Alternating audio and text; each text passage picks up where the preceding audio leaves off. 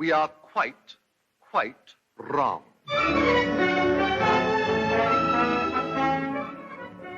Once upon a time, there was a charming country house in which lived a very happily married couple.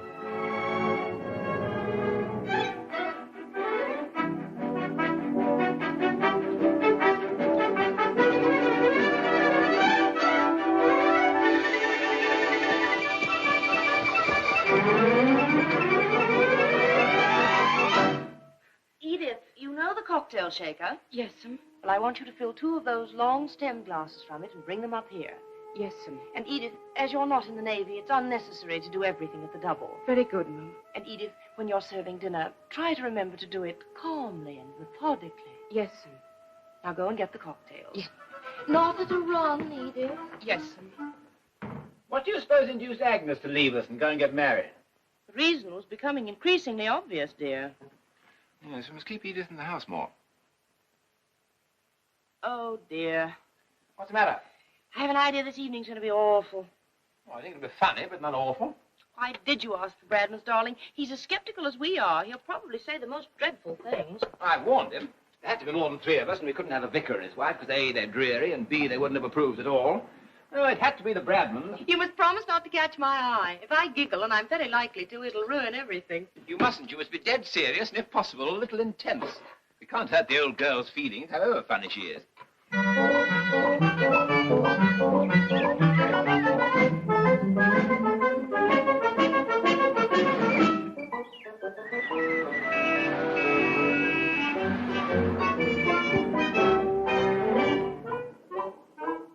That was her. That's her, is it? I've seen her in the village several times. She certainly is a strange woman. The vicar told me he saw her up on the knoll on Midsummer Eve, dressed in sort of Indian robes. Apparently, she's been a professional in London for years. It's funny, isn't it? I mean, to think of people doing it as a profession. I believe it's very lucrative. What does Mr. Condamine hope to get out of her? Material for his book. He's writing a mystery story, you know. To the Unseen. I must say that's a wonderful title. If this evening's a success, I shall start writing the first draft tomorrow. Used Elvira to be a help to you when you were thinking something out, I mean. Poor Elvira. If I died before you'd grown tired of me, I wonder if you'd forget me so soon. What a horrible thing to say. No, I think it's interesting. Well, to begin with, I haven't forgotten Elvira. I remember her very distinctly indeed. I remember how fascinating she was and how maddening. I remember her gay charm when she'd achieved her own way over something and her extreme acidity when she didn't. I remember her physical attractiveness, which was tremendous, and her spiritual integrity, which was nil. Was she more physically attractive than I am? It's a very tiresome question, darling. Fully deserves the wrong answer. You really are very sweet. Thank you. And a little naive, too. Why? Because you imagine that I mind about Elvira being more physically attractive than I am. I love you, my love. I know you do, but not the wildest stretch of the imagination could describe it as the first fine, careless rapture. Would you like it to be? Good heavens, no. But wasn't that a shade too vehement? We're neither of us adolescent, Charles. We've neither of us led exactly prim lives, have we? We've both been married before. Careless rapture at this stage would be incongruous and embarrassing. Well, there haven't been in any way a disappointment, dear. Don't be so idiotic. After all, your first husband's a great deal older than you. I wouldn't like you to think that you'd missed out all along the line. There are moments, Charles, when you go too far. Sorry, darling. If I died, I wonder how long it would be before you married again. You won't die. You're not the dying sort. Neither was Elvira. Oh, yes, she was. Now I come to think of it, she had a certain ethereal, not quite of this world quality. Nobody could call you even remotely ethereal. Nonsense. She was of the earthy. Yeah, that's what she is now, anyhow. You know, that's the kind of observation that shocks people. It's discouraging to think how many people are shocked by honesty and how few by deceit. Write that down. You might forget it. You underrate me. Anyhow, it was a question of bad taste more than honesty. I was devoted to Elvira. We were married 5 years. She died. I missed her very much. That was 7 years ago, and I've now, with your help, my love, risen above the whole thing. That's probably the Bradmans. Might be Madame Arcati. Shall I go, or shall we let Edith have a fling? She's probably on one knee in a pre-sprinting position waiting for cook to open the kitchen door. Steady, Edith. Yes, sir. Good night. not late, are we? I only got back from the hospital half an hour ago. Yeah, of course, Madame Arcati isn't here yet. No, we passed her coming up the hill on our bicycle. I'm so glad you were able to come. We've been looking forward to it. I feel really quite excited. I guarantee that Violet will be good. I made her promise. Fine. Yeah, come and have a drink. Oh, thanks so much. Do you believe in it, Mrs. Condamine? Do you think there's anything really genuine about it at all? Oh, I'm afraid not. But I do think it's interesting how easily people Thank you. allow themselves to be deceived. But she must believe it herself, mustn't she? Or is the whole business a fake? I suspect the worst. A real professional charlatan. That's what I'm hoping for, anyhow. The character that I'm planning for my book must be a complete imposter. It's one of the most important factors of the whole story. Do you think she tells fortunes? I love having my fortune told. Yes, I expect so. Have you ever attended her, Doctor? Professionally, I mean. Oh, yes. She had influenza last January. She's only been here just over a year, you know. Here she is. I see. She knows, doesn't she, about tonight? You're not going to spring it on her. No, of course not. It was all arranged last week. I told her how profoundly interested I was, and she blossomed like a rose. I really feel quite nervous, as if I were going to make a speech. Go and meet her, darling.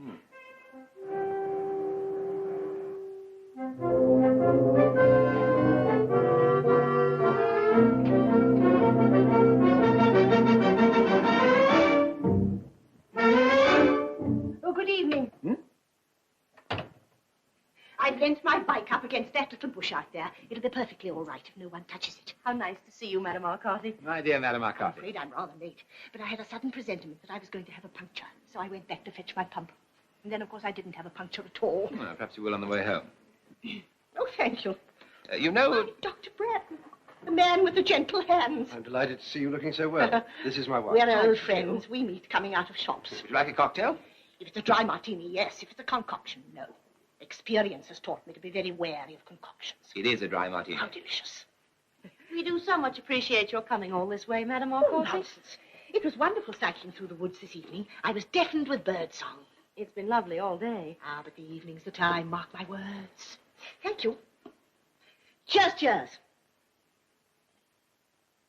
Don't you find it tiring bicycling everywhere? On the contrary, it stimulates me. I was getting far too sedentary in London. That horrid little flat with the dim lights. They had to be dim, you know. The clients expect it. This is the best dry martini I've had for years. Would you like another? Certainly.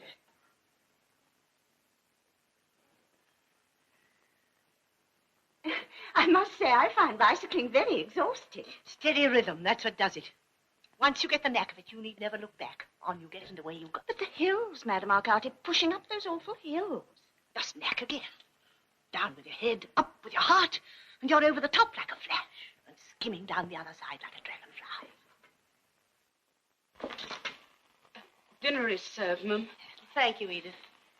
Oh, no red meat, I hope. There's meat, but I don't think it'll be very red. I make it a rule never to eat red meat before I work.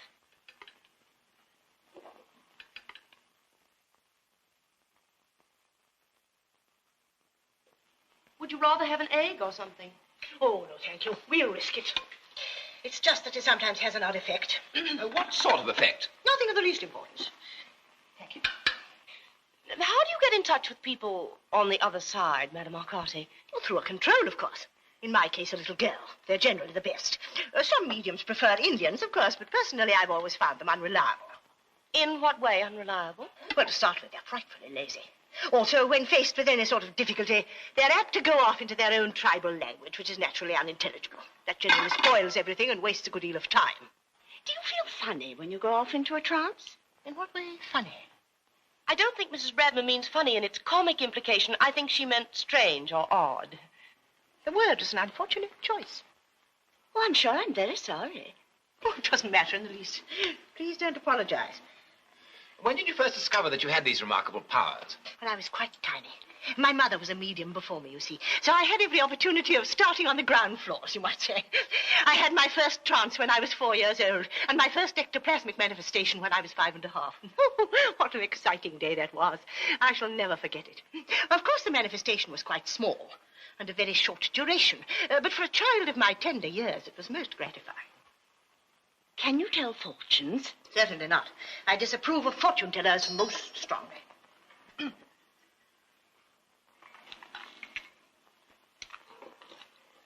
Edith, we don't want to be disturbed for the next hour or so for any reason whatsoever. Is that clear? Yes, ma'am. Unless it's an urgent call for George. Unless it's an urgent call for Dr. Bradman. Yes.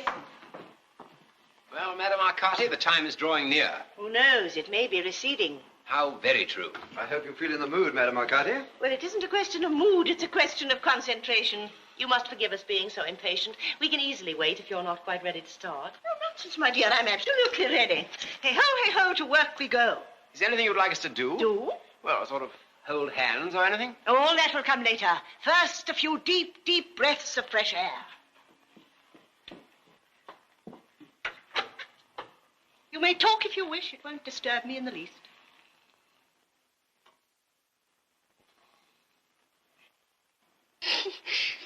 An excellent dinner, darling. I congratulate you. The mousse wasn't quite right. Oh, it looked a bit hysterical, but it tasted delicious. That cuckoo's very angry. I beg your pardon? I said that cuckoo was very angry. Listen. How do you know? Timbre. No moon. That's as well, I think. A mist rising from the marshes. There's no need for me to light my bicycle lamp, is there? I mean, no one's likely to fall over it. No, we're not expecting anyone else. Splendid. Good night, you foolish bird. You have a table? Well, we rather thought that one might do. I think the one there would be better. Over here, Mr. Condamine, please.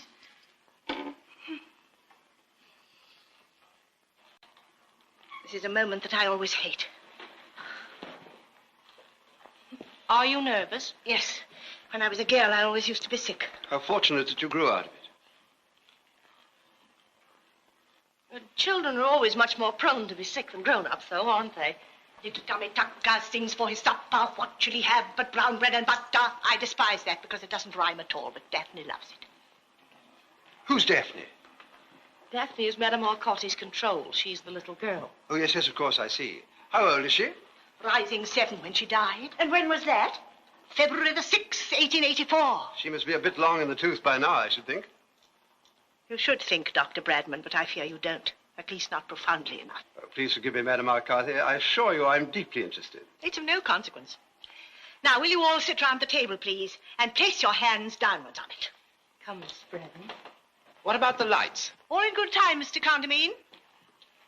Now, sit down, please. Diddle-dum-dum-dum-dum-dum.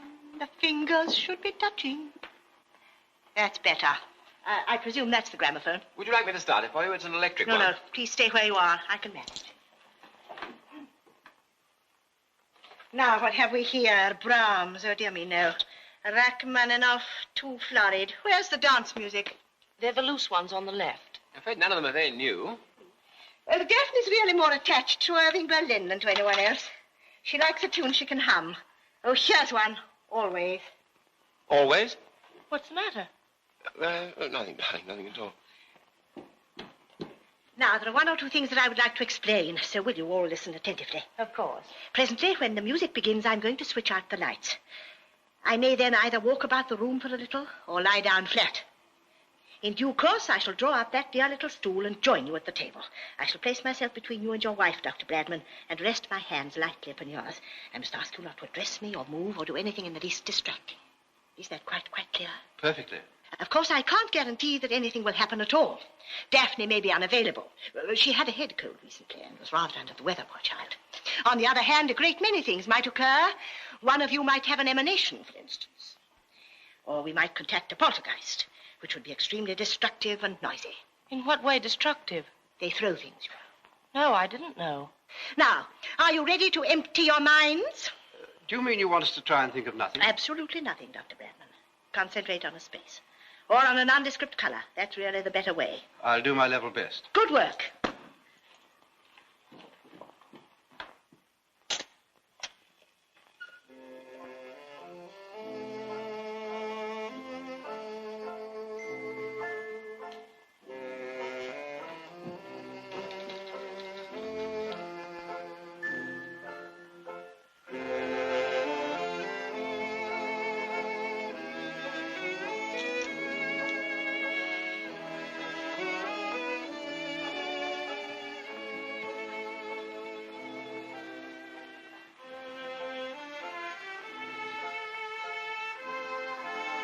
Lights! Oh, dear.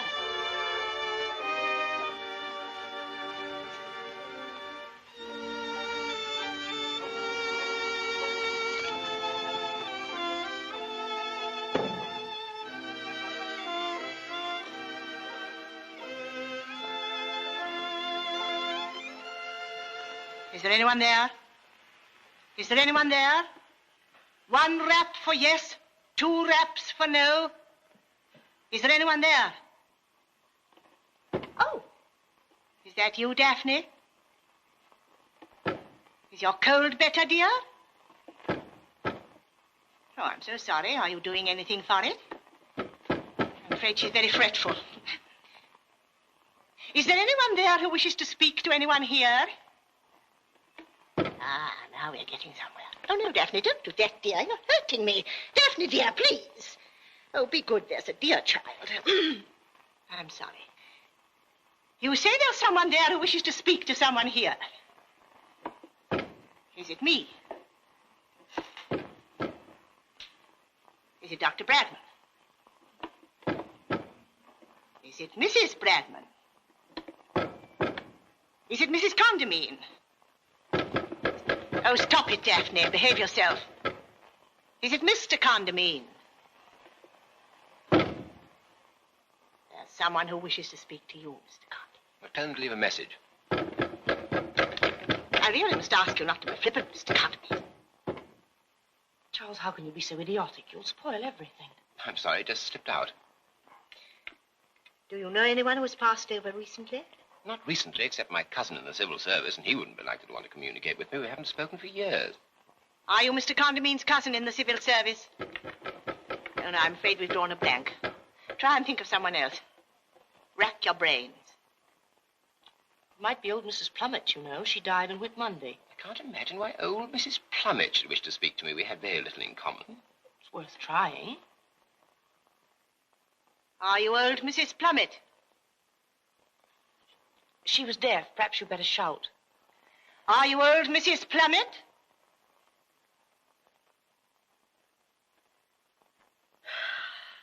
No, there's nobody there at all. How disappointing, just as we were getting on so nicely. Violet, be quiet. Oh, well, I'm afraid there's nothing for it but for me to go into a trance. Excuse me a moment while I start the grammar. Not always. Don't play always. I'm afraid I must. It would be imprudent to change horses in midstream, if you know what I mean.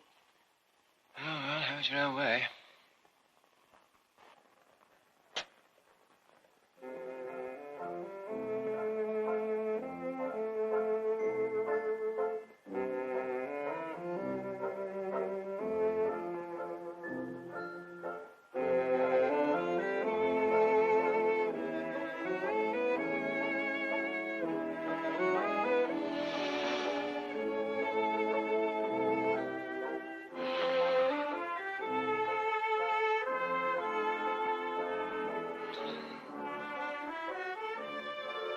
Little Tommy Tucker sings for his supper. What shall we give him but brown bread and butter? That would be Daphne. She ought to have had her adenoids out. George, please. Good heavens. Shh. It's trying to get away. I can't hold it. Press down hard. Ought we to pick it up or leave it where it is? Well, how the devil should I know? There's no need to snap at me. I suppose we'd better pick it up. Leave it where it is. Who said that? Who said what? Somebody said leave it where it is. Oh, nonsense, dear. I heard it distinctly. Nobody else did they? I never heard a sound. Oh, it was you, Ruth. You're playing tricks. I'm doing nothing of the sort. I haven't uttered. Good evening, Charles. Ventriloquism, that's what it is, ventriloquism. What's the matter with you? You must have heard that. One of you must have heard that. Heard what? You mean to sit there solemnly and tell me that none of you heard anything at all? I certainly didn't. Neither did I. I wish I had. I should love to hear something. It's you who are playing the tricks, Charles. You're acting to try and frighten us. I'm not. I swear I'm not. It's difficult to think of what to say after 7 years, but I suppose a good evening is as good as anything else. Who are you? Elvira, of course. Don't be so silly. I can't bear this another minute. Get up, everybody. The entertainment's over. Charles, how tiresome of you, just as we were beginning to enjoy ourselves. Never again, that's all I can say. Never, never again, as long as I live. Did you hear something we didn't hear, really? No, of course not. I was only pretending. I knew you were. Oh, dear. Look at Madame Arcati. What are we to do with her? Bring her round. Bring her round as soon as possible.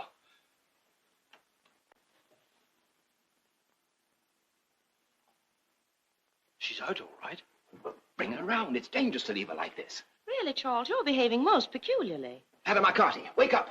Time to go home. Yeah, steady, steady. Get some brandy. Give her some brandy. What on earth's the matter with you? Get some brandy. Hey, Bradman, help me. I'll take the feet. Lift her into the chair.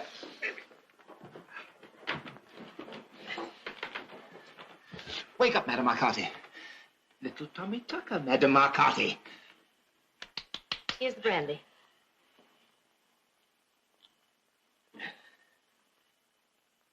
She's coming round. Be careful, Charles is spilling it down her dress.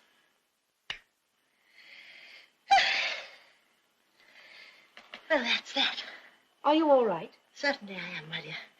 I never felt better in my life. Well, what happened?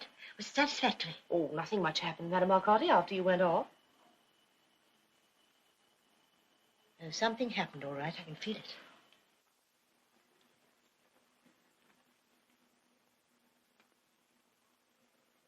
No poltergeists, at any rate. That's a good thing. Any apparitions? Not a thing. What, no ectoplasm? I'm not quite sure what that is, but I don't think so. Curious, I feel as if something tremendous had taken place. Charles pretended he heard a voice to try and frighten us. It was only a joke. A poor one, if I may say so. Nevertheless, I'm prepared to swear that there's someone else psychic in this room, apart from myself. I don't really see how there could be, Madame Arcati. I do hope I haven't gone and released something.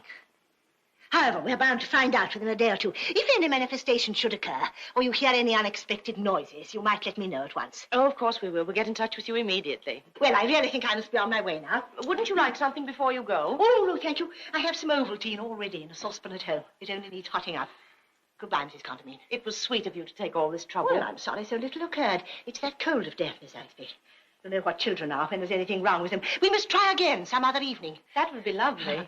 Good night, Mrs. Bradman. It was thrilling. It really was. I felt the table absolutely shaking under my hands. Good night, Doctor. Congratulations, Madame Arcati. I'm fully aware of the irony in your voice, Dr. Bradman. As a matter of fact, you'd make an excellent subject for telepathic hypnosis. A great chum of mine's an expert. I'd like her to look you over. I'm sure I should be charmed. Well, good night, everyone. Good night. Good night.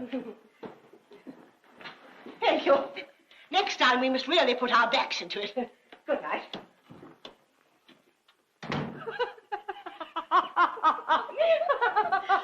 Be careful, Mrs. Condamine. She might hear you. I can't help it. I've been holding this in for ages. But do you think she really believes? Of course not. The whole thing's a put-up job. I must say, though, she shoots a more original line than they generally do. I hope Mr. Condamine got all the atmosphere he wanted for his book. He would have got a great deal more if he hadn't spoiled it by showing off. I'm really very cross with him.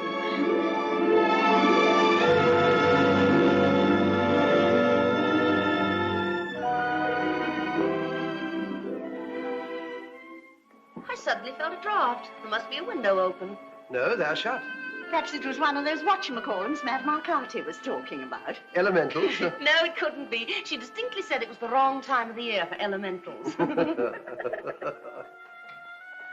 Well, the old girl went pedaling off down the drive at a heck of a speed. Had a bit of trouble lighting her lamp. Poor thing. I've got a theory about her, you know. I believe she's completely sincere. Charles, how could she be?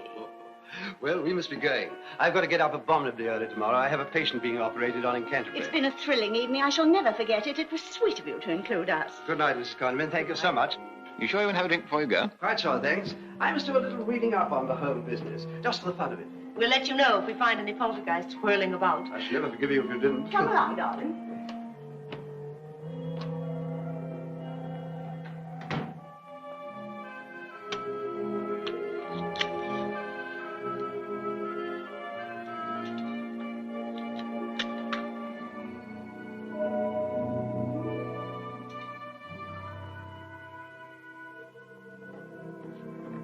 Well, darling, Well? would you say the evening had been profitable? I suppose so. What's the matter? Matter? Yes, you seem odd somehow. Do you feel quite well? Fine. I think I'll have a drink. Do you want one? No, thank you, dear.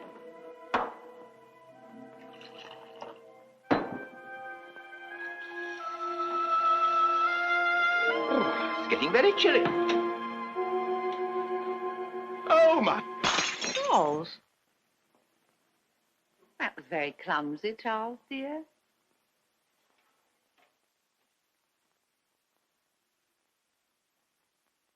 Elvira, then it's true. It was you. Of course it was. Charles, darling, Charles, what are you talking about? Are you a ghost? I suppose I must be. It's all very confusing. What do you keep looking over there for? Look at me. What's happened? Don't you see? See what? Elvira. Elvira? Yes.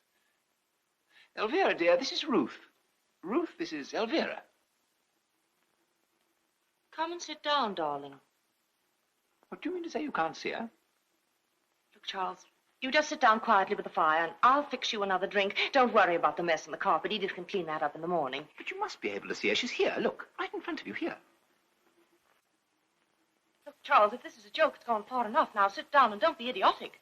Oh, what am I to do? What the devil am I to do? Well, I really think you might be a little more pleased to see me. After all, you conjured me up.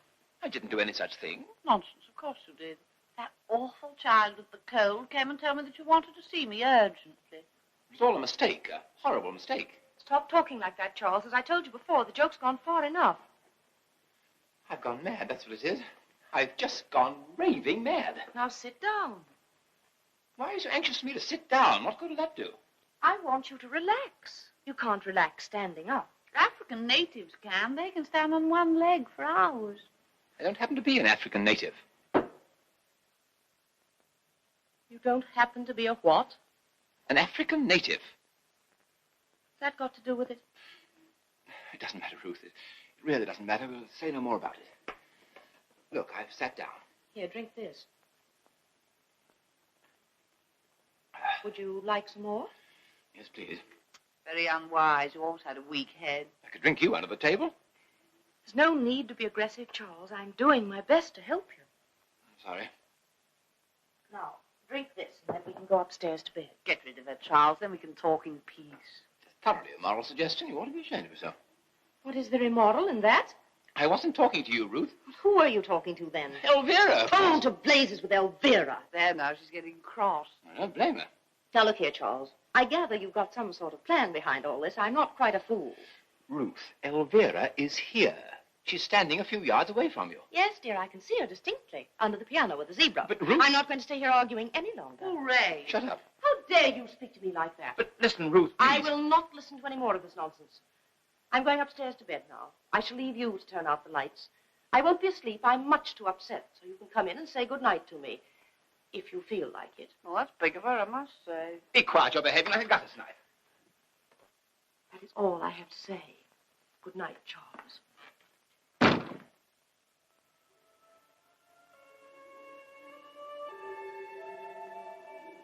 That was one of the most enjoyable half hours I've ever spent. Noel, Vera, how could you? Poor Ruth. This is obviously some sort of hallucination, isn't it? I'm afraid I don't know the technical term for it. Where have you come from? You know, it's very peculiar, but I've sort of forgotten. Are you to be here indefinitely? I'm afraid I don't know that either. Why would you hate it so much if I was? Well, you must admit it'd be embarrassing. I don't see why, really. It's all a question of adjusting yourself. Anyway, I think it's horrid of you to be so unwelcoming and disagreeable. Now, look here, I Elvira. do. I think you're mean. Well, try to see my point of view, dear. I've been married to Ruth for 5 years, and you've been dead for 7. Not dead, Charles. Passed over. It's considered very vulgar to say dead where I come from. Passed over, then. I don't believe you love me anymore. I shall always love the memory of you. Well, I really am a little hurt. You called me back, and at great inconvenience I came. And you've been thoroughly churlish ever since I arrived. Believe me, Elvira, I most emphatically did not call you back. There's been some mistake. Perhaps it was your subconscious. Well, you must find out if you're going to stay or not, and we can make arrangements accordingly. I don't see how I can. Well, try and think. Isn't there anyone you know that you can get in touch with over there, or on the other side, or whatever it's called, who can advise you? No, I can't think. It all seems so far away as I dreamed it. Oh, Charles. Well, what is it? Well, I want to cry, but I don't think I'm able to. Well, what do you want to cry for? Well, it's seeing you again and you being so irascible like you always used to be. I don't mean to be irascible, Elvira. Darling, I don't mind, really. I never did. Is it cold being a ghost? No, I don't think so. What happens if I touch you? I doubt if you can. Do you want to? Oh, Elvira.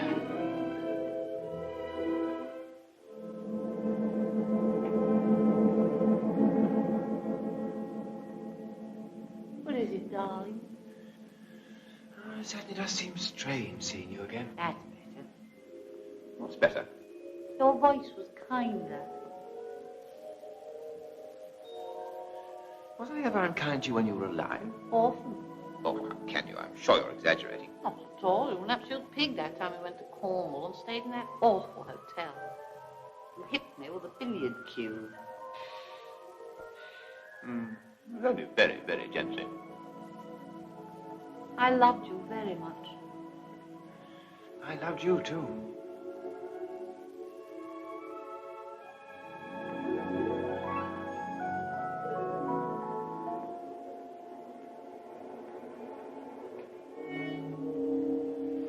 No, I can't touch you. Isn't that horrible? Perhaps it's just as well if I'm to stay here for any length of time. Well, I shall wake up eventually, but I feel strangely peaceful now. That's right. Put your head back. Like this. Can you feel anything? Only a very little breeze through my hair. Well, that's better than nothing. I suppose if I'm really out of my mind, they'll put me in an asylum. Don't you worry about that. Just relax. Poor Ruth. Nuts to Ruth.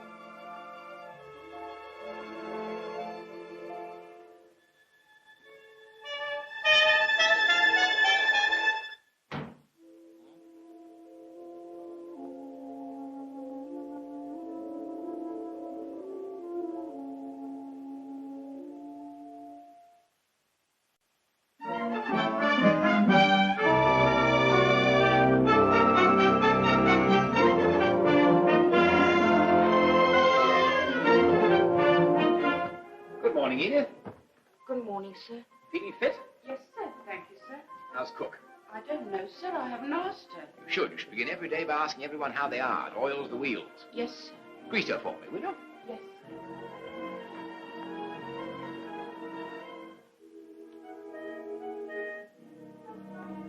Good morning, darling. Good morning, Charles. It certainly is. What certainly is what? A good morning. A tremendously good morning. There isn't a cloud in the sky and everything looks newly washed.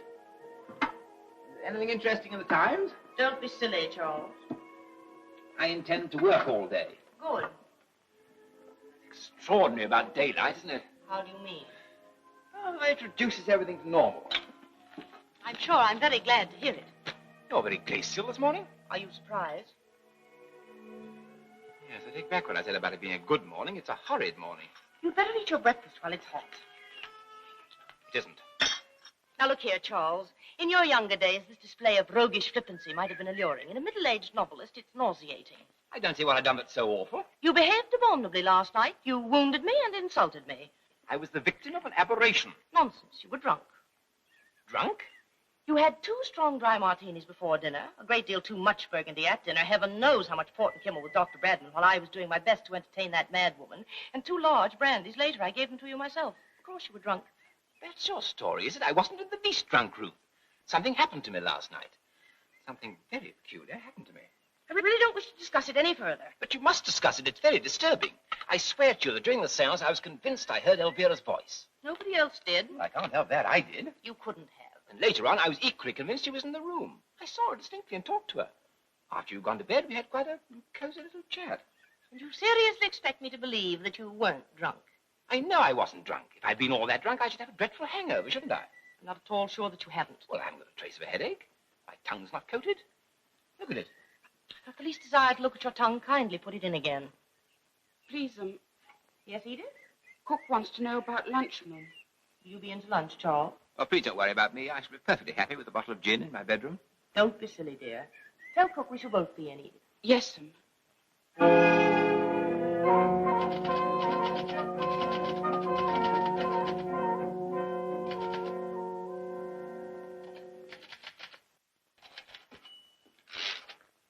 I'm going into Hyde this morning. Is there anything you want? Yes, a great deal, but I doubt if we can get it in Hyde. I've put Alka-Seltzer down on my list. Women. What I think of women. Your view of women is academic, to say the least of it. Just because you've always been dominated by them, it doesn't necessarily follow that you know anything about them. Never been dominated by anyone. You were hag-ridden by your mother till you were 23. Then you got into the clutches of that awful Mrs. whatever her name was. Mrs. Winthrop Llewellyn. Not interested. Then there was Elvira. She ruled you with a rod of iron. Elvira never ruled anyone. She was far too elusive. It was one of her greatest charms. Then there was Maud Charteris. If you wish to make an inventory of my sex life, dear, I think it's only fair to tell you that you've missed out several episodes. I'll consult my diary and give you a complete list after lunch.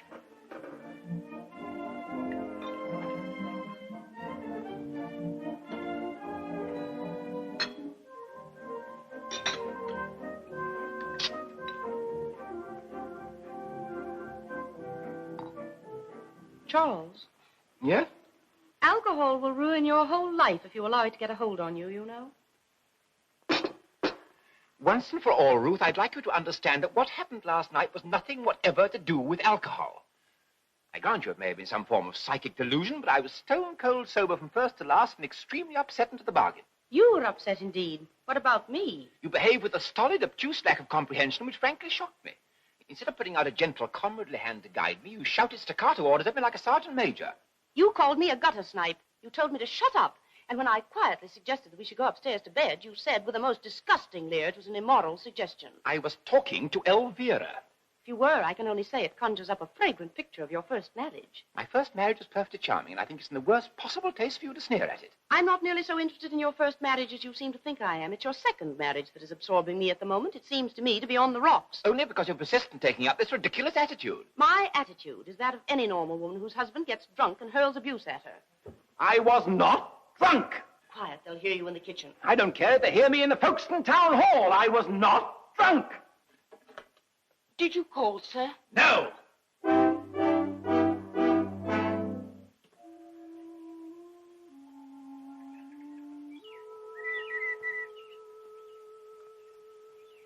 Charles, dear, if you weren't drunk, how do you account for it?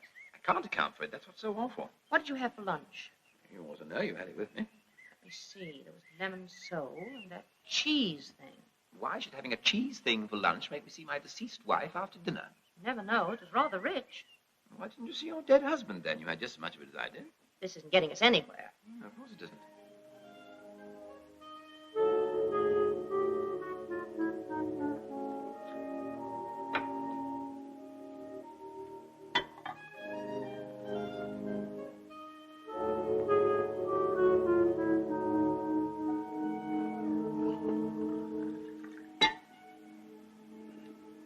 Charles, dear, Yes? perhaps there's something pressing on your brain. If there was something pressing on my brain, I should have violent headache, shouldn't I? Not necessarily. An uncle of mine had a lump the size of a cricket ball pressing on his brain for years, and he never felt a thing. Why, no, I shouldn't know if I had anything like that. He didn't.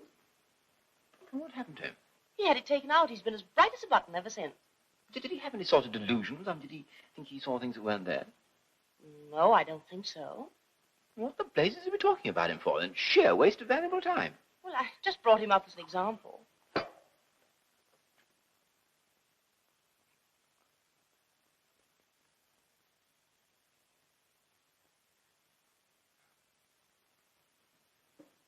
How do you feel now? Physically, do you mean? Altogether. Apart from being worried, I feel quite normal. Good. You're not seeing or hearing anything in the least unusual? Not a thing.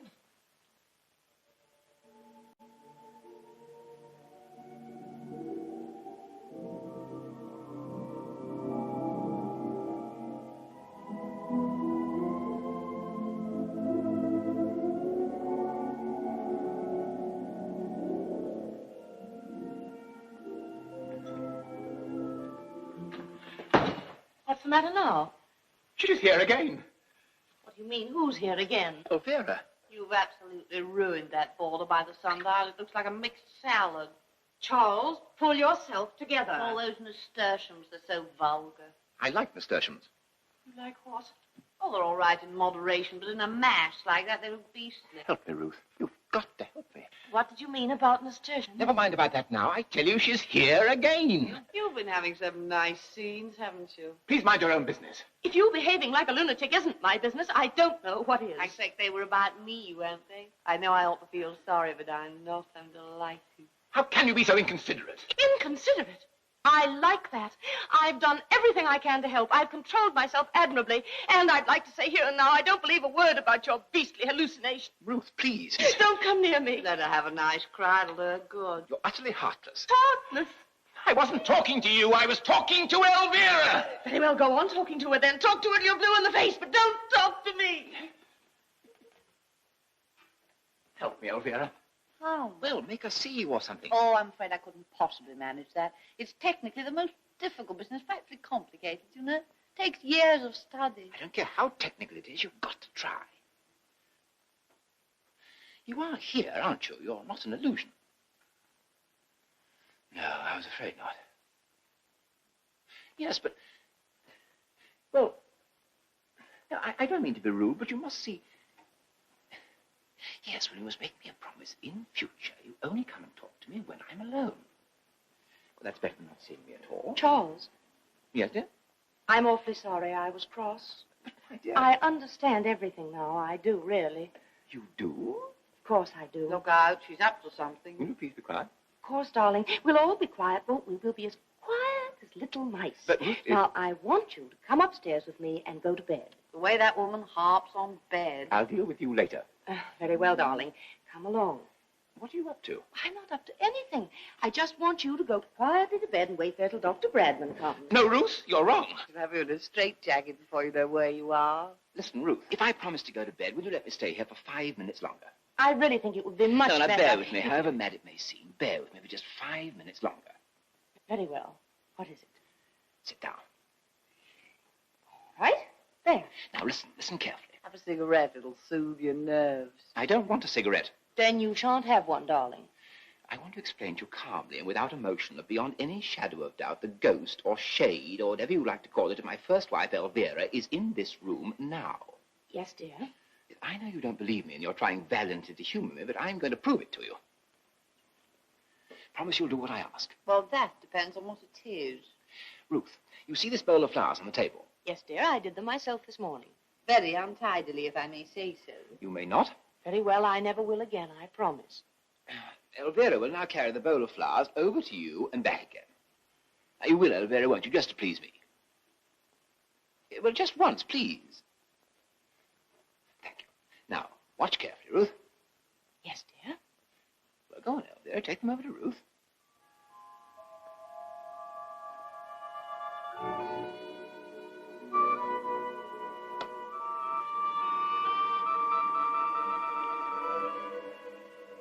How dare you, Charles? You ought to be ashamed of yourself. What on earth for? It's a trick. I know it's a trick. You've been working up to this. It's all part of some horrible plan. It isn't. I swear it isn't. Elvira, for heaven's sake, do something else. Certainly anything to oblige. You want to get rid of me. You're trying to drive me out of my mind.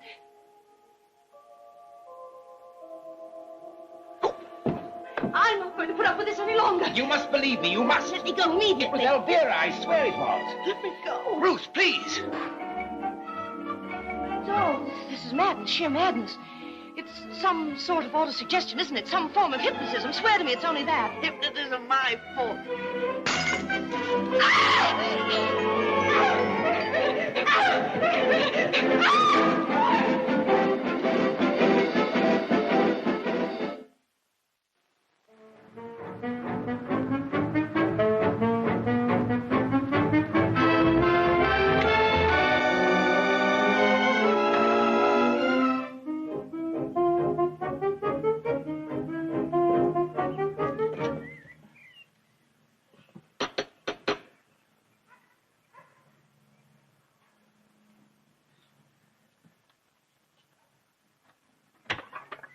My dear Mrs. Condamine, how nice of you to call. I do hope it isn't inconvenient. Inconvenient? Good heavens, no. Come inside. Oh, do go into the sitting room, Mrs. Condamine. You're just in time for a cup of tea. That's if you don't mind, China. Not at all. I never touch Indian. It upsets my vibrations. Well, do come and sit down. Good egg. I'll have this made in a jiffy.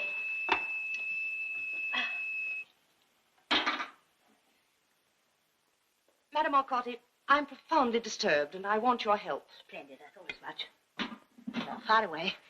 It's most awfully difficult to explain. Well, facts first. Explanations afterwards. It's the facts that are so difficult to explain. They're so fantastic. Facts very often are.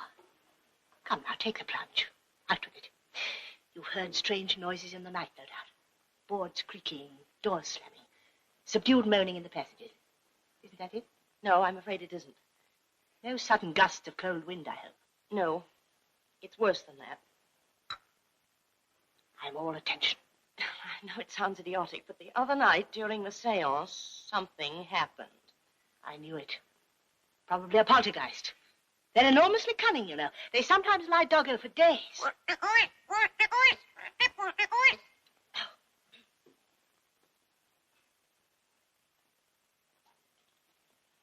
Now, carry on. I'm all ears.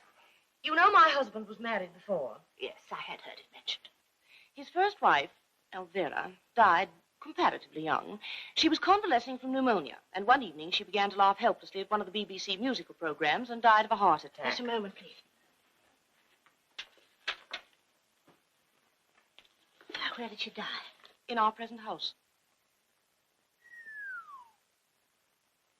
I'm beginning to see daylight. She materialized the other evening after I'd gone. Not to me, but to my husband. Capital, capital. Oh, but that's splendid. At last, a genuine materialization. Da-da-da-da. Please sit down, Madame Arcati. How could anyone sit down at such a moment? It's tremendous. I haven't had such a success since the Sudbury case. Nevertheless, I must insist upon you sitting down and controlling your natural exuberance. I fully appreciate your pride in your achievement, but I would like to point out it's made my position in the house untenable, and I hold you entirely responsible. Oh, forgive me, Mrs. Condamine. I'm being abominably selfish. How can I help you? How? By sending her back immediately to where she came from, of course. Well, where is she now? My husband's driven her into Folkestone. Apparently she was anxious to see an old friend of hers who's staying at the Grand.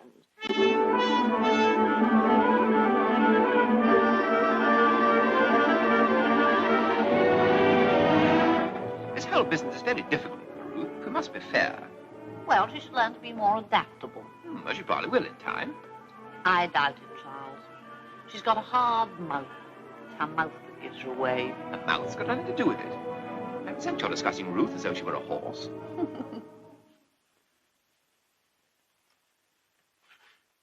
I take it your husband was devoted to her? I believe so. Husband devoted. It was apparently a reasonably happy marriage. You say she is visible only to your husband? Yes. Visible only to your husband. You're audible too, I presume. Extremely audible. Extremely audible.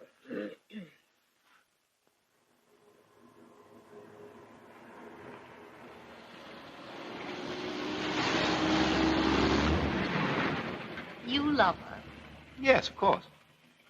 as much as you loved me. Don't be silly. It's entirely different. You always behave very badly, and I'm grieved to see that your sojourn in the other world hasn't improved you in the least.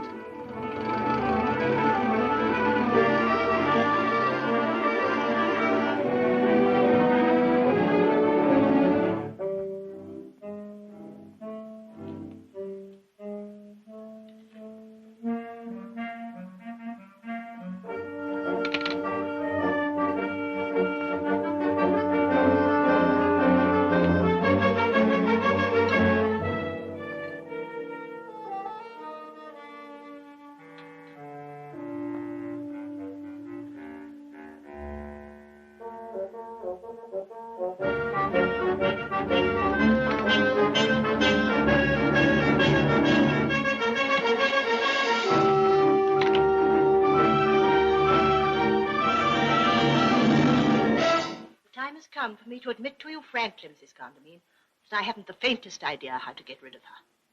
Do you mean to sit there and tell me that having mischievously conjured up this ghost or spirit or whatever she is and placed me in a hideous position, you are unable to do anything about it? Well, honesty is the best policy. But this is outrageous. I ought to hand you over to the police. You go too far, Mrs. Condamine. I go too far indeed. Do you realize what your insane amateur muddling has done? I have been a professional ever since I was a child, Mrs. Condamine. Amateur is a word that I cannot tolerate. It seems to me to be the height of amateurishness to evoke malignant spirits and not be able to get rid of them. I resent your tone, Mrs. Condamine. I really do. You most decidedly have no right to. You are to blame for the whole horrible situation. May I remind you that I came to your house on your own invitation? On my husband's invitation. The whole thing was planned in order for him to get material for a mystery story he's writing about a homicidal medium. Am I to understand that I was only invited in a spirit of mockery? No, not at all. He merely wanted to make notes of some of the tricks of the trade. Tricks of the trade? Insufferable. I've never been so insulted in my life. I feel we have nothing more to say to one another, Mrs. Condamine. But, Madame Arcati, please. Your attitude from the outset has been most unpleasant. Some of your remarks have been discourteous in the extreme, and I would like to say, without umbrage, that if you and your husband have been foolish enough to tamper with the unseen for paltry motives, and in a spirit of ribaldry, whatever has happened to you is your own fault. And to coin a phrase, as far as I'm concerned, you can stew in your own juice. Good afternoon, Mrs. Condamine.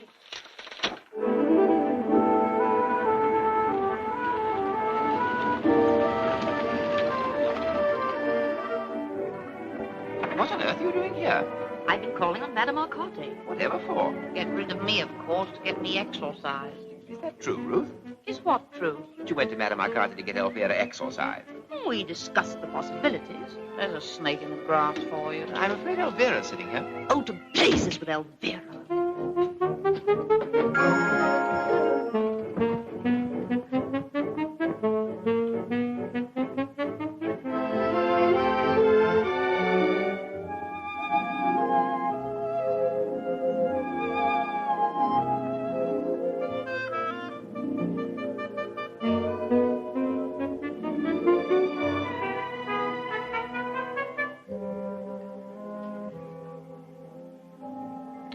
You know, Charles, she's absolutely ruined this room. She's done nothing of the kind. It's all a question of taste. My poor darling Charles. As far as taste is concerned, your second marriage was a disaster. Just look at that awful picture in that terrifying dress. But what's the matter with it? What's the matter with what? I think it's very charming. Really, the situation is impossible, and you know it. If only you'd make an effort to be a little more friendly to Elvira, we might all have quite a jolly time. I have no wish to have a jolly time with Elvira. She's certainly very bad-tempered, isn't she? I can't think why you married her. Where is she at the moment? She's in the chair. No, you are sweet, Charles, darling. I worship you. I want to be perfectly frank with you, Elvira. Hold on to your hats, boys. I admit I did see Madame Arcati with a view to having you exorcised. I think if you'd been in my position, you would have done exactly the same. Well, what did Madame Arcati say? She said she couldn't do a thing. Hooray. Well, don't be upset, Ruth, dear. We shall adjust ourselves, you know. You must admit it's a unique position. I can see no reason why we shouldn't get a great deal of fun out of it. Fun? How can you, Charles? You must be out of your mind. Yes, I thought I was at first, but now I must admit I began to enjoy myself.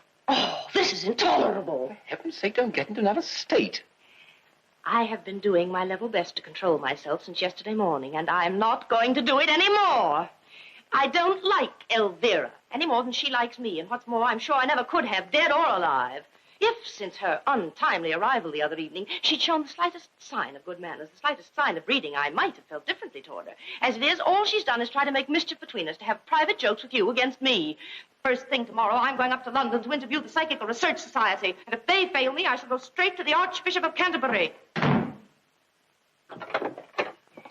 I shall be back on the 6:45. You and Elvira can have the house to yourselves and joke and gossip with each other to your heart's content. It's clouding over. You have a genius for understatement.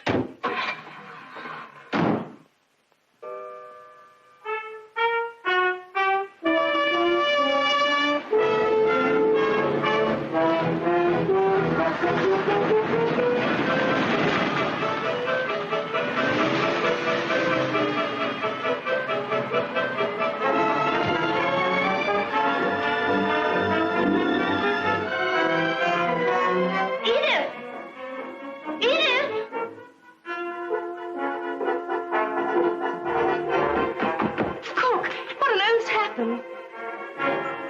Where's Edith?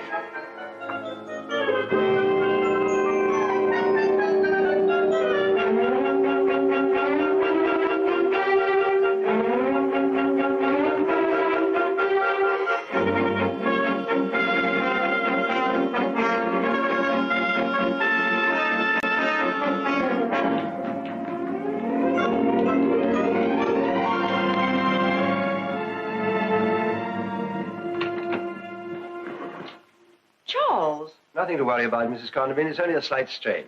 Oh, I'm so relieved. But who was in the ambulance? That, dear, was the gardener. Men are much worse patients than women, you know, particularly highly strung men like your husband. Is he highly strung, do you think? I'm afraid he's been overworking lately. Overworking? He's in rather a nervous condition. Nothing serious, you understand. What makes you think so? I know the symptoms. What symptoms? Oh, it's nothing to be unduly alarmed about. A certain air of strain, an inability to focus his eyes on the person he's talking to, a few rather marked irrelevancies in his conversation. I see. Can you remember any specific example? Oh, yes. He suddenly started, what are you doing in the bathroom? And then a little later, when I was writing him a prescription, he suddenly said, for heaven's sake, behave yourself. How extraordinary. And how is poor Edith? Oh, she'll be all right in a few days. It's only a slight concussion. How does it feel now? All right. Is this dance thing really essential? I had hoped to drive into Folkestone this evening. It'd be much better if you didn't. You could easily wait and go tomorrow. I can't stand another of those dreary evenings at home, Charles. It'll drive me dotty. Besides, I haven't seen a movie for 7 years. Let me be the first to congratulate you. What's that, old man? Charles, do try to be sensible, I implore you. Sorry, I forgot. You can drive the car if you go very slowly and carefully. Use your right arm as little as possible.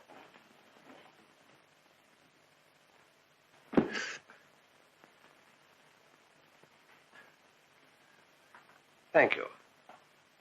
Goodbye, Mrs. Condamine. Goodbye. Well, I'll pop round and see you again tomorrow morning. Thank you. Goodbye. Goodbye. Charles. Yeah? Where's Elvira? She slipped out of the front door, Dr. Bradman. Are you sure she's not here? Yes, quite sure. Good. I want to talk to you. Oh, dear. You're not going to start making scenes again, are you? This is a fight, Charles. It's a duel to the death between Elvira and me. Oh, melodramatic hysteria. The poor little thing comes back trusting me after all these years in the other world, and... Vera is about as trusting as a puff adder and a good deal more dangerous into the bargain. Dangerous? She came here with one purpose and one purpose only, and if you can't see it, you're a bigger fool than I thought you. What purpose could she have beyond the natural desire to see me again? After all, you must remember she was extremely attached to me, poor child. Her purpose is perfectly obvious. It's to get you to herself forever. That's absurd. How could she? By killing you off, of course. Killing me off? You're mad. Doesn't it strike you as peculiar that you, Cook, Edith, and Webb all met with violent accidents on the same day? Yes, but why should she want to kill me? I can understand her wanting to kill you, but why me? If you were dead, it would be her final triumph over me. She'd have you forever on her beastly astral plane, and I'd be left high and dry. She's probably planning some sort of spiritual remarriage. I wouldn't put anything past her. Ruth. For heaven's sake, stop looking like a wounded spaniel and concentrate. This is serious. I'm going to see Madame Arcati. I don't care how cross she is, she's got to help us. Even if she can't get rid of Elvira, she must know some technical method of rendering her harmless. I'll be back in half an hour. Tell Elvira I've gone to see the vicar. This is appalling. Never mind about that. Remember now, don't give yourself away by so much as the flick of an eyelid. Look out. What? I merely said it was a nice lookout. What is a nice lookout? The weather, Elvira. I find it very difficult to believe that at this particular moment you and Ruthie can't think of anything more interesting to talk about than the weather. Ah, but the glass has gone down and down and down. It's positively macabre. Charles and I were not discussing the weather, Elvira. I was trying to persuade him not to drive you into Folkestone this evening. It would be bad for his arm, and you can easily wait and go tomorrow. However, as he seems determined to place your wishes before mine in everything, I really have nothing further to say. I'm sure I hope you both enjoy yourselves very much. You ready? What for? To go to Folkestone, of course. I just want a glass of sherry first. I don't believe you want to take me at all. Of course I want to take you, but I still think it would be more sensible to wait until tomorrow. It's a filthy night. Oh, how familiar all this is. In what way familiar? All through our married life, I only had to suggest something for you immediately to start hedging me off. I wasn't hedging you off. I merely said that I thought that... Oh, all right. We'll spend another nice, cosy, intimate evening at home with Ruth sewing away at that hideous table centre and snapping at us like a terrier. Ruth is perfectly aware the table centre's hideous. happens to be a birthday present for her mother.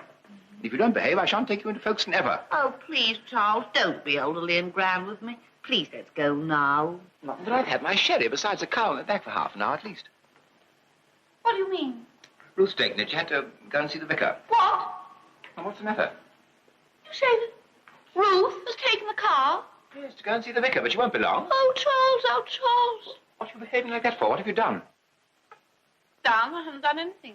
Elvira, you're lying. I'm not lying. What's it a lie about? What are you in such a state I'm for? not in a state. I don't know what you mean. You've done something dreadful. Don't look at me like that, Charles. I haven't. I swear I haven't. The car. That's it, the car. No, Charles, no. Ruth was right. You were trying to kill me. You've done something to the car. Oh. Ruth! Ruth!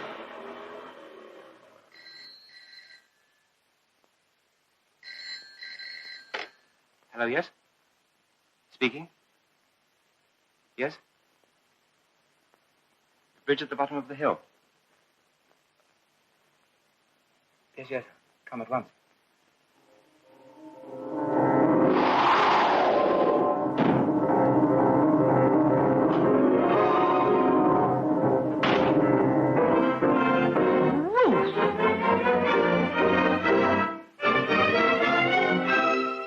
Well, of all the filthy, low-down tricks. Oh, Rose! Stop it! Wait, promise! Leave me alone! Leave me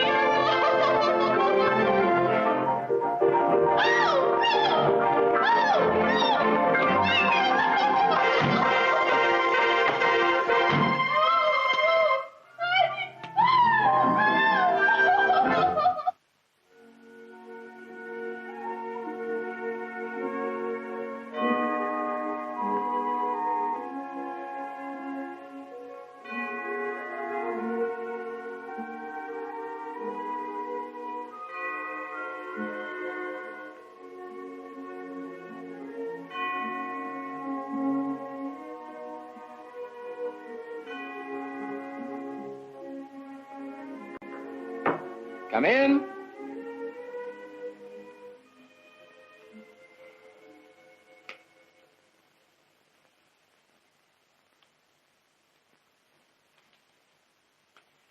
Thank you, Edith.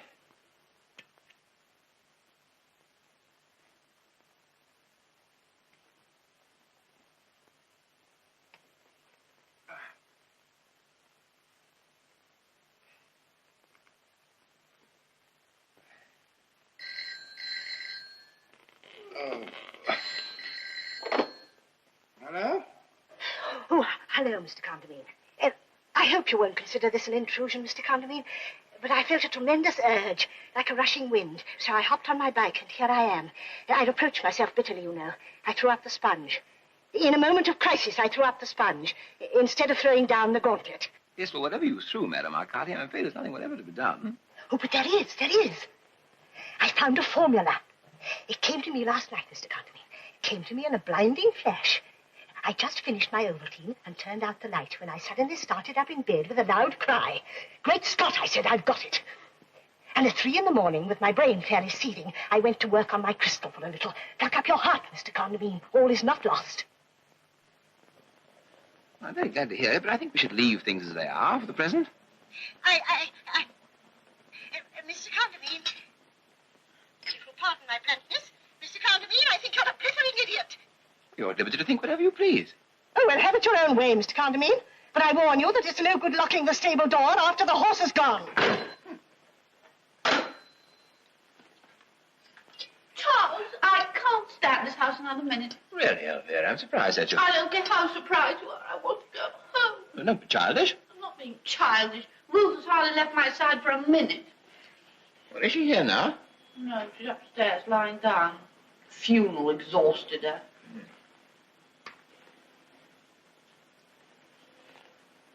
This whole thing has been a failure. A dreary, miserable failure and all what high hopes I started out with. You can't expect much sympathy from me, you know. I'm perfectly aware that your highest hope was to murder me. Don't put it like that. It sounds so beastly. Anyway, it was only because I loved you. The silliest thing I ever did in my whole life was to love you. You were always unworthy of me. That remark becomes perilous to near impertinence, Elvira. I sat there on the other side day after day, just longing for you. I did, really.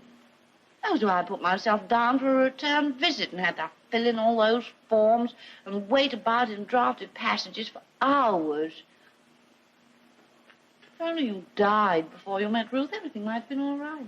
She's absolutely ruined you. I hadn't been in the house for a day before I realized that. Your books aren't a quarter as good as they used to be either. It's entirely untrue. Ruth helped me and encouraged me in my work, which is more than you ever did. I think that's probably what's wrong with it. All you thought about was going to parties and enjoying yourself. Well, why shouldn't I have fun? I died young, didn't I? You needn't have died at all if you hadn't been idiotic enough to go out in that punt with Guy Henderson and get soaked to the skin. It was not a punt. It was a little launch. I don't care if it was a three-masted schooner. You had no right to go. You behaved abominably over Guy Henderson's nose, pretending you didn't. Guy adored me. And anyway, he was very attractive. You told me distinctly that he didn't attract you in the least. Well, he'd have gone through the roof if I told you that he did. Anyway, you seem to forget why I went. You seem to forget that you spent the entire evening making sheep's eyes at that overblown harridan in the false pearls. A woman in Cynthia Cheviot's position would hardly wear false pearls. Well, they were practically all she was wearing. Yes, I'm pained to observe that 7 years in the echoing vaults of eternity have in no way impaired your native vulgarity. That was the remark of a pompous ass. I'm sick of these insults. Please go away. There's nothing I should like to do better. You've got to get hold of that old girl again and set her to work. I won't tolerate this another minute. For heaven's sake, don't snivel. She's got to get me out of this. I want to go home. I quite agree, and the sooner the better. On looking back on our married years, Elvira, I see now with horrid clarity that they were nothing but a mockery. You invite mockery, Charles. Something to do with your personality, I think, a certain seedy grandeur. Now, once and for all... You never suspected it, but I laughed at you steadily from the altar to the grave.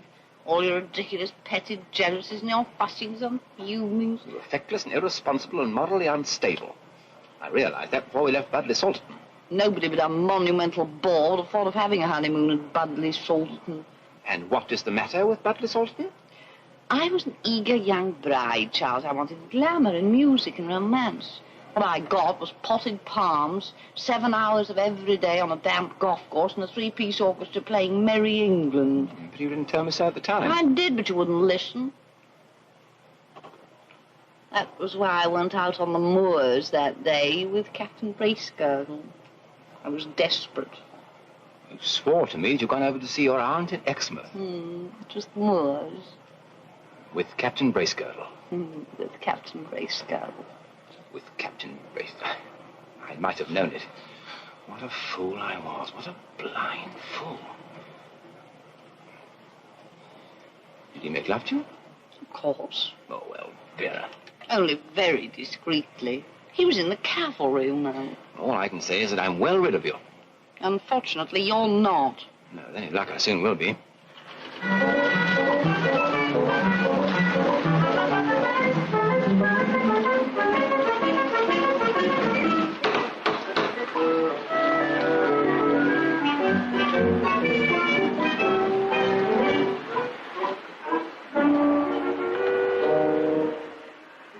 Mr. Condamine. Well, I can't say I'm entirely surprised. I'm afraid I've broken your... Do come inside. Oh, take off your coat. Just swing it over the banisters. Madame Arcati, I want you to meet my first wife, Elvira. Oh, my dear. How do you do? No, she's not there. She's in the doorway. Are you happy, my dear? Tell the silly old bag to mind her own business. Was the journey difficult? Are you weary? Oh, she's dotty. It's wonderful, wonderful. I almost have contact. I can sense the vibrations. But Madame Arcati, she's gone in there.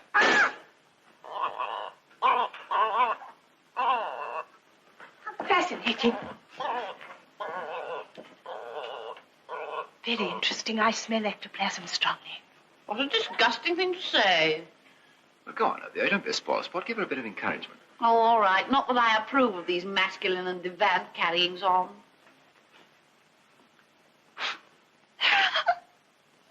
Yes, again.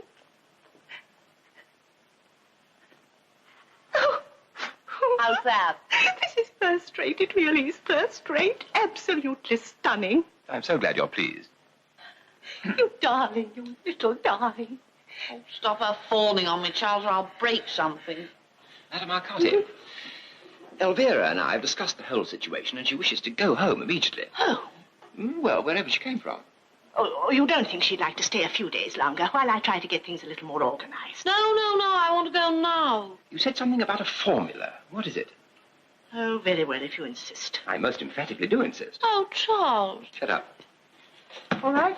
I can't guarantee anything, you know. I'll do my best. It may not work. What is the formula? Nothing more than a little verse, really. It fell into disuse after the 17th century. Oh, I shall need some pepper and salt. Ah, yes. We ought, of course, to have some shepherd's wort and a frog or two, but I dare say I can manage without. Is this enough? Yes, thanks. Now, let me see. Ah, yes. Sprinkle it, will you? Just a soupçon. Yeah, right in the middle. This is going to be a flop, I can tell you that, here and now. Oh, steady. Now a few snapdragons out of that vase. Yes, which have...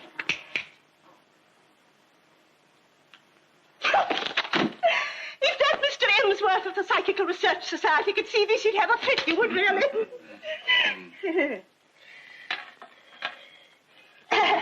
Now then, sit down, Mr. Condamine, and rest your hands on the table, but don't put your fingers in the pepper. I shall switch out the lights myself.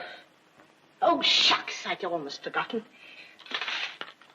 One triangle, one half circle, and one little dot there.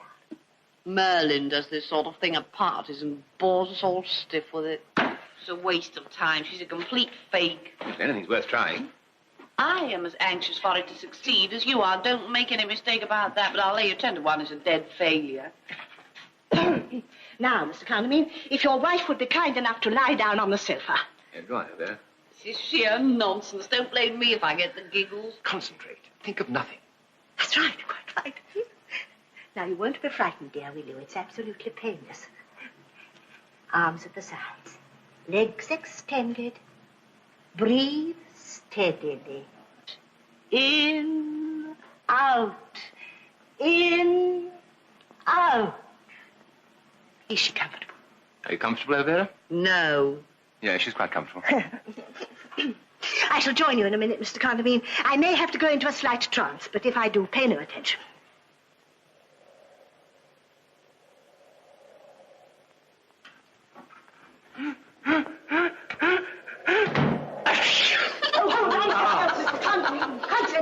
Oh, there's the pepper.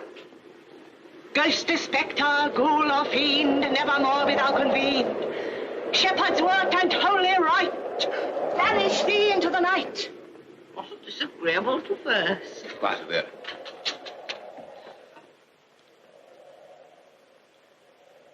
Is there anyone there? Is there anyone there?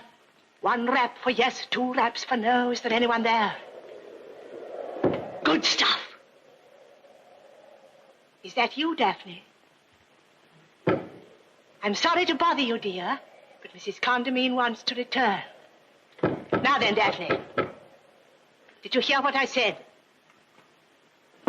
Can you help us? Hold on to it, Mr. Condamine. It's trying to break away. What on earth's happening?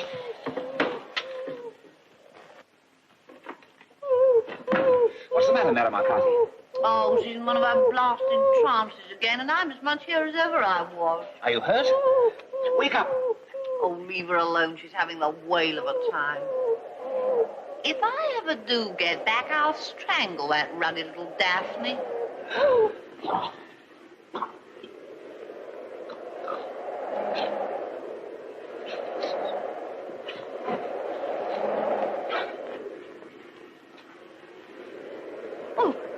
what happened? Nothing.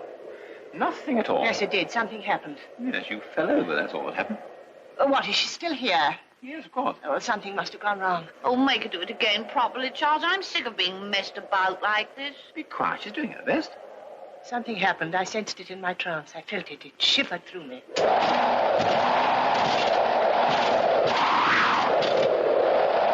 and for all, Charles, What the devil does this mean?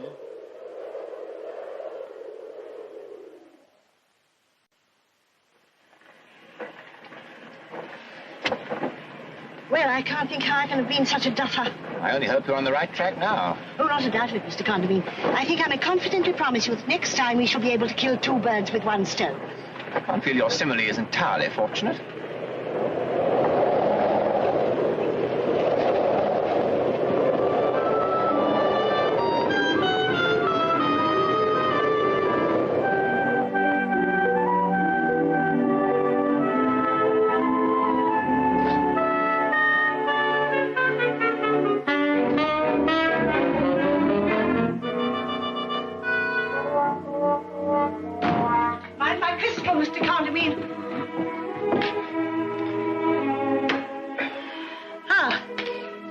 We've returned to the scene of the crime, as it were. Everything will be plain sailing.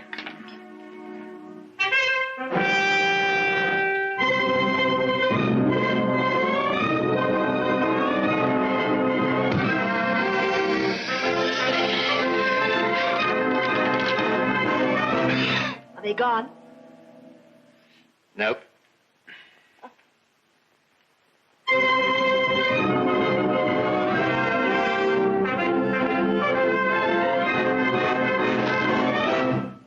Are they gone now? No.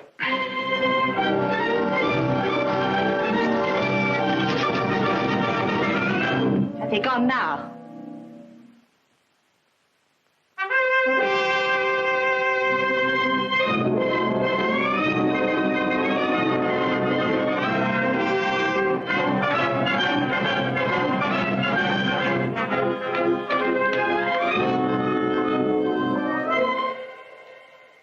Hickory rod and birch in bud, toad in the hole and toad in the mud. Broomstick, Brocken and Halloween make these furious spirits seem nothing more than a ghastly dream. Are they still here? Yes. End of round 6. Oh, well, cheer up, Mr. Condamine. Rome wasn't built in a day, you know. This is definitely one of the most frustrating nights I've ever spent. The reply to that is pretty obvious.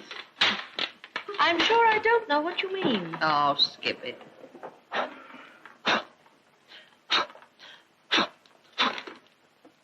Thank you, Mr. Condamine. Oh, if you'll excuse me, I'll just have another of those delicious sandwiches. I'm as hungry as a hunter. Would you like a glass of beer? No, thank you. Better not. Now, look here, Charles. This has gone far enough.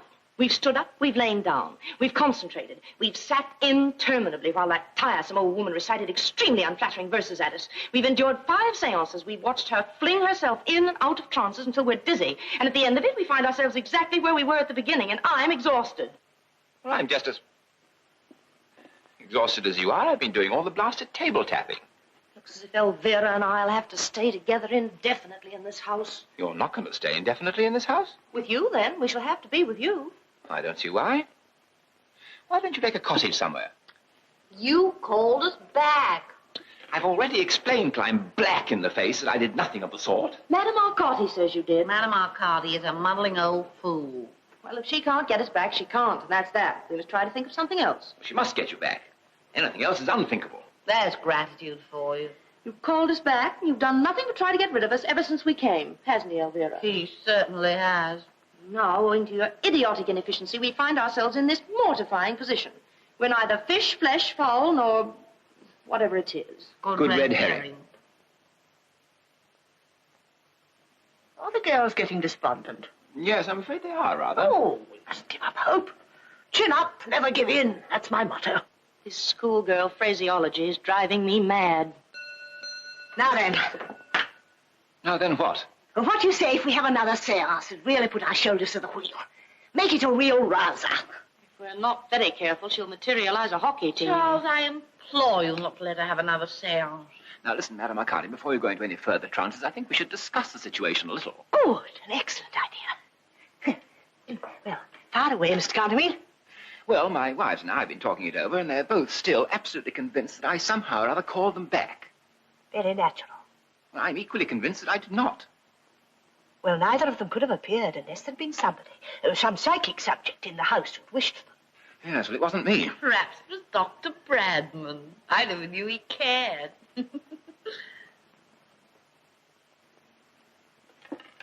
Great Scott! I believe I've been barking up the wrong tree. How do you mean? The Sudbury case. I don't There's understand. no reason why you should. It was before your day. I wonder.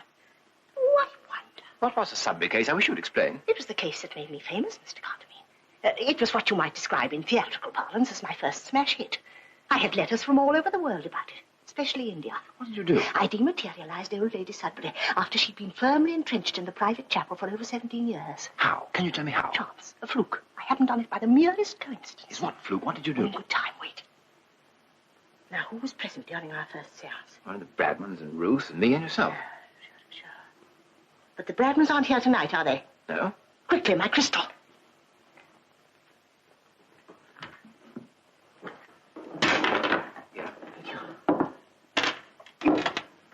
That's the thing. Gives me the pip. It's cloudy again. Oh, that's better. There again. I'm beginning to understand. I wish I was. What's there again? Bandage. White bandage. Hold on to a white bandage. I haven't got a white bandage. Shh.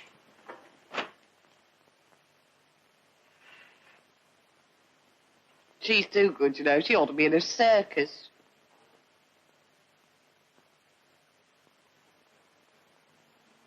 Be you in nook or cranny, answer me. Be you in still room or closet, answer me. Be you behind the panel, above the stairs, beneath the eaves, waking or sleeping, answer me. Well, that ought to do it, or I'm a Dutchman. Do what? Shh. Wait.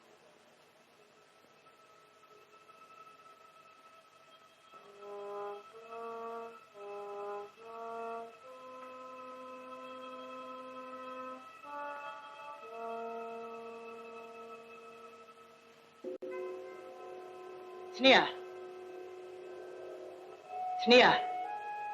It's very near. If it's a ghost, I shall scream.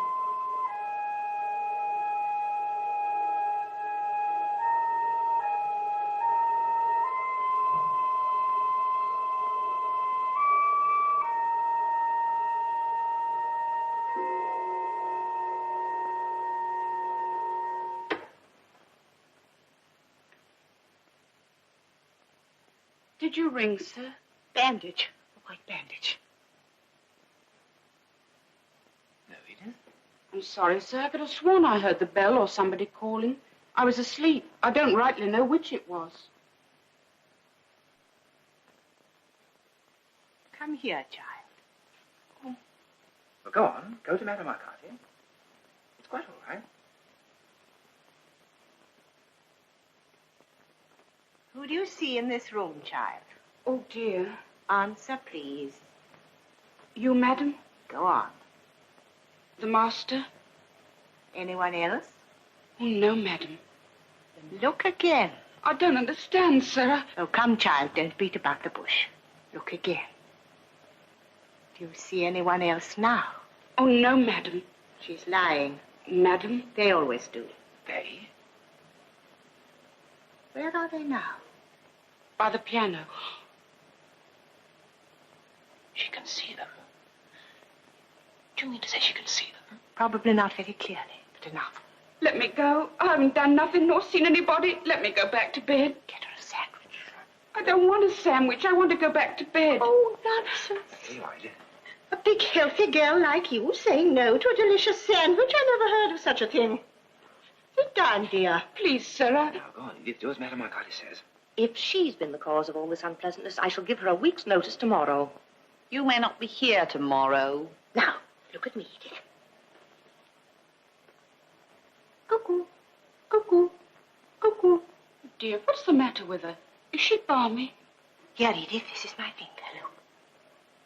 Have you ever seen such a long, long, long finger before?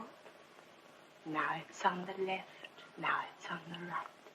Backwards and forwards it goes, very quietly, see? Backwards and forwards.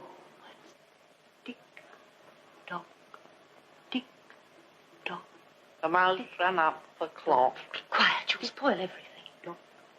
Tick, tock, tick, tock, tick, tock, tick, tock, tick, tock, tick, tock, tick, tock, tick,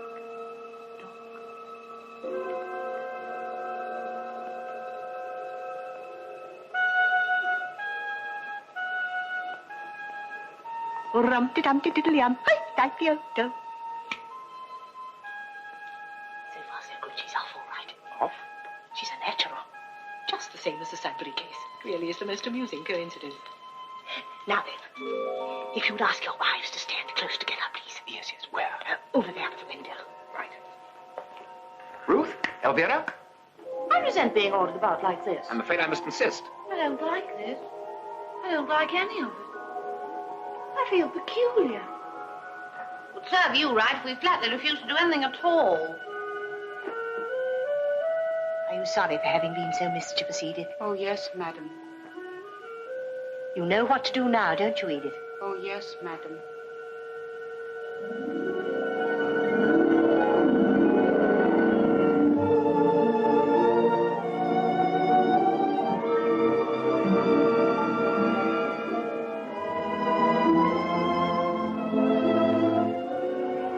I believe it's going to work, whatever it is. Oh, Charles. This is goodbye, Charles. Hey, just stop for a minute, Charles. There's something I want to say before I go. You should have thought of that before. Too late now. Well, of all the mean, ungrateful... Charles, listen a moment. Lights! I'll be loving you always with a love that's true. Always when the things you plan need I saw Captain Bracegirdle at the gate, Charles, several times. I went to the 400 with him twice while you were in Nottingham. And I must say that I couldn't have enjoyed myself more. Don't think you're getting rid of us so easily, my dear. You may not be able to see us, but we shall be here all right. So you will behave atrociously over the whole when the things you plan need a helping hand. They've gone. I will They've really gone. Splendid! Hurrah! We've done it. That's quite enough singing for the moment, Edith. Hadn't you better wake her up? She might bring them back here. Wake up, child. Where am I? It's all right, Edith. You can go to bed now. But I was in bed. How did I get down here? I rang, Edith. I rang the bell and you answered it. Did I drop off? Do you think it's Now, my off you go, concussion? Edith. Thank you very much. Thank you very much indeed. Oh, sir, whatever for? Oh, sir. What on earth did you mean by that? Whew. Golly, what a night. I'm ready to drop in the tracks. I'm deeply grateful to you, Madame Arcati. I don't know what arrangements you intend to make, but I trust that you'll send in your account in due course. Good heavens, Mr. Condamine, it was a pleasure. I shouldn't dream of such a thing. Would you like to stay? There's a spare room, you know. No, thanks. Each to his own nest. I'll pedal home in a jiffy. It's only 7 miles. Or I'll collect my tackle later on. Should give me the pleasure of lunching with you one day.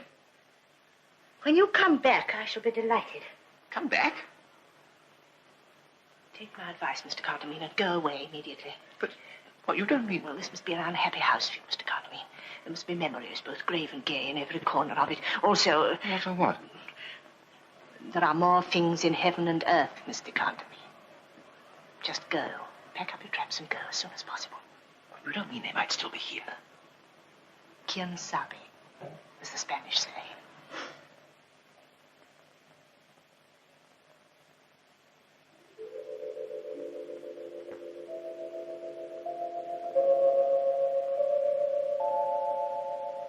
I think I will take your advice, Madame Arcati. Thank you very much. Mm-hmm. Well, goodbye, Mr. Condamine. It's been fascinating, from first to last. Fascinating. Oh, don't bother to see me out. I can find my way. Cheerio once more. And good hunting.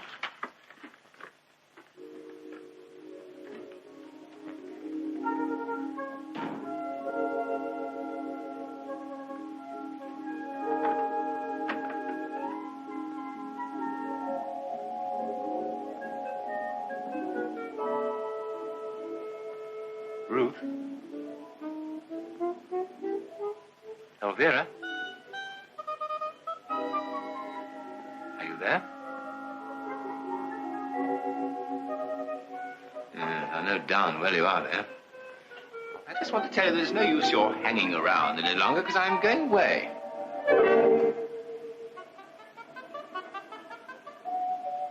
I'm going a long way away.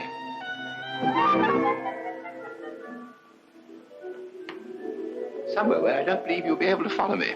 I don't believe ghosts can travel over water. Is that quite clear, my darlings?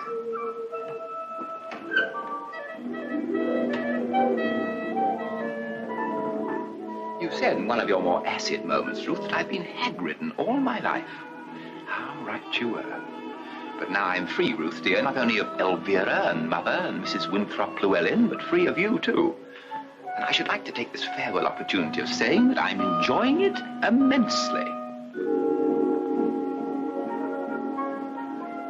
Oh, thank you.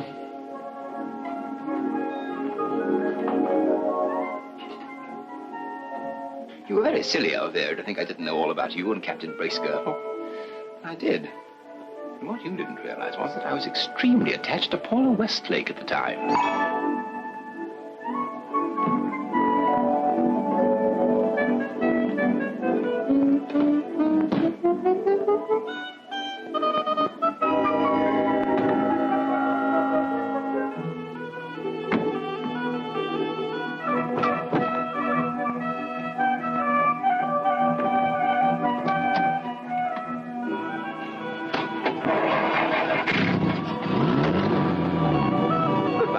My dears, I expect we're bound to meet again one day, but until we do, I'm going to enjoy myself as I've never enjoyed myself before.